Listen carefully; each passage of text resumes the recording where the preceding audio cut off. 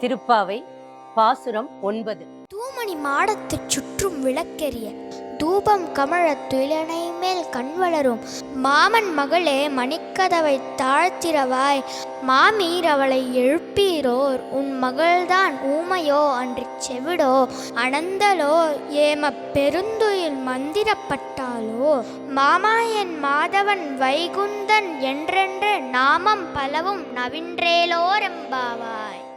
வைகுண்டத்துல ஏகாந்தமா சந்தோஷமா இருக்கக்கூடிய பெருமாள், அவரை நாம தரிசிக்கலாம்.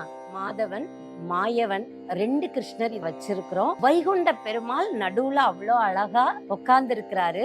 தூமணி மாடத்து சுற்றும் விளக்கெரிய மாட விளக்கு வச்சு அவ்வளோ அழகா அலங்காரம் பண்ணிருக்கோம் சுத்தி பூக்களால. இதுவரைக்கும் ஒரு பாசுரத்துல கூட அவ கடுமையான வார்த்தைகளை உபயோகிக்கல.